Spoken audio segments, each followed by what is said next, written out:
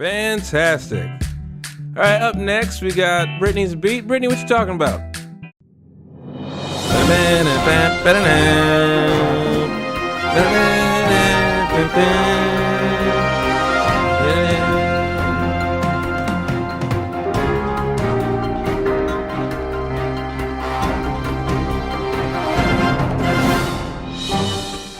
Hey everyone, this is Brittaney's Beat, running down some of your top stories in entertainment and pop culture. So, I've been reading a report about R. Kelly. Wait, what? That sounds random. Indeed it does, and it's also the way I started a conversation with someone to tell them R. Kelly is back, but not with new music. It seems he's facing a new scandal that not even Olivia Pope and Associates would want to go near. A new report first published in BuzzFeed accuses the singer of holding 6 women against their will in a cult. BuzzFeed says 3 people they interviewed and who used to be part of Kelly's inner circle are also backing the claims. I read the full report from BuzzFeed because I wanted to know exactly what the allegations were. Here are some of the highlights. There are supposedly 2 places where the women are being held: suburbs in Chicago and Atlanta. The women reportedly range in age from 18 to 31 years old. Those close associates of Kelly's I told you about a few moments ago say he controls everything from what the women eat to how they bathe, even how they engage in sexual encounters, which he allegedly records. Those associates, by the way, include a woman who used to be Kelly's personal assistant. The other 2 say they both lived with Kelly at one point and had sexual relationships with him over the past 5 years. He's also accused of taking their cell phones and requiring them to ask permission before they can leave their locations. The women are all of consenting age in those states. However, 3 of the women's parents are fighting to get their daughters back. That's what they told BuzzFeed.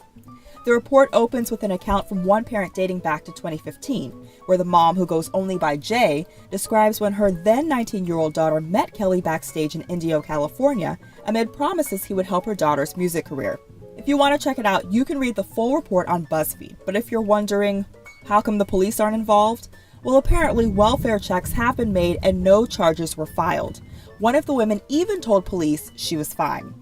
The common thread with the occasions was mind control. For example, young women allegedly would reach out to their parents, either calling or texting on a phone that R. Kelly issued to them.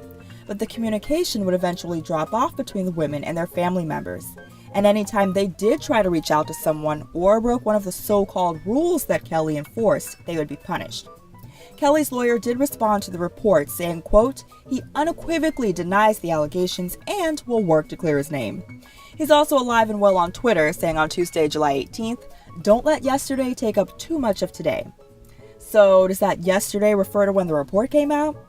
The problem is, Kelly has faced accusations like these for years, the most notable case being in 2008, when he was acquitted of charges of making child pornography. BuzzFeed also details how he settled civil suits and paid those women undisclosed amounts of money. Several things came to my mind with this. A common theme with the parents was that they trusted Kelly to mentor their daughters. I'm sorry, but I had to say, what? Given this man's background, why would you trust him? I can imagine that you want the best for your child, and it's hard to turn down the offer of money and fame, but Kelly's track record has not been good. Even if he was acquitted, that still wouldn't clear my mind to let my daughter, who might have been a teenager when she first met him, trust him to have his phone number or exchange them or even meet together. I don't want to slam the parents, but I don't understand trusting this man given the allegations levied against him in the past. Another thing I found interesting, why haven't brands kicked him to the curb? The NFL, Pepsi's debacle with that commercial with Kendall Jenner. Major brands have not been afraid in the past to drop an artist or athlete or whoever if they were embroiled in controversy because they feared the Twitter backlash and everything else that comes with it. Mainly, I suspect, their bottom dollar. But when it comes to R. Kelly, he has still managed to move forward with projects, from a duet with Lady Gaga in 2013 to working with other artists on his album a couple years later, and earlier this year, he even teamed up with designer Alexander Wang for a digital campaign. Personally, I remember listening to R. Kelly in high school. I stepped in the name of love at homecoming. I listened to the Ignition remix, which I probably had no business listening to because it had nothing to do with the car. I also followed the whole Trapped in the Closet saga. But aside from those, I did believe Kelly was a talented musician, so I think this makes it even more disappointing that once again, allegations he's faced or similar allegations that he's faced in the past have come to light again. So at what point do you stop getting a pass for your actions, alleged or otherwise, because of your star power? I think it's just a reminder you can't hold anyone on a pedestal no matter how famous they are. Kelly is on tour right now, but it doesn't look like he has any stops in Houston. The next closest would be New Orleans or Dallas. We'll see how this affects him, if at all. Say my name twice. Last week, Beyonce unveiled the names of her twins in a photo via Instagram. Please welcome to the stage Rumi and Sir Carter.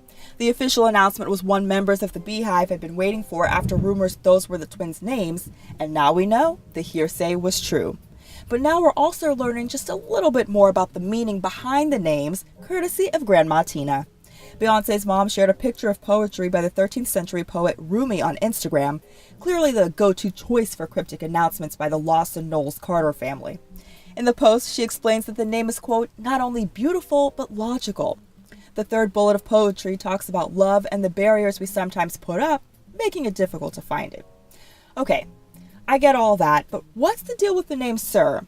Well, for that one, we had to call in the professor.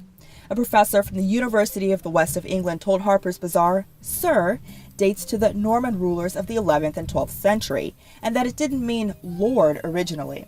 Instead, it was a sign of favor by the king. So, were the Carters going for a royalty theme? Not sure.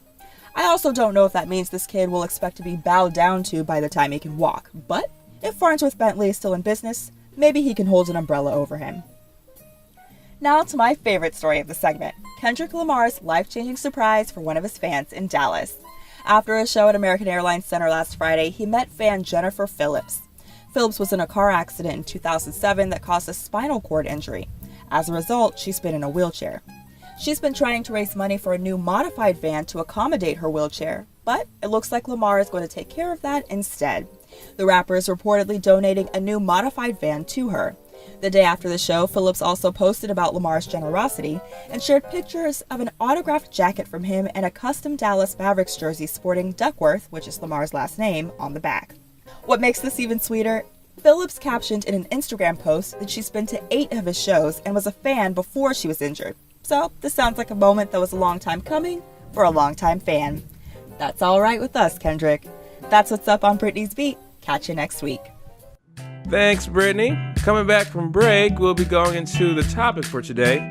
Stick around, you're listening to Medulla Talk. See you after the break.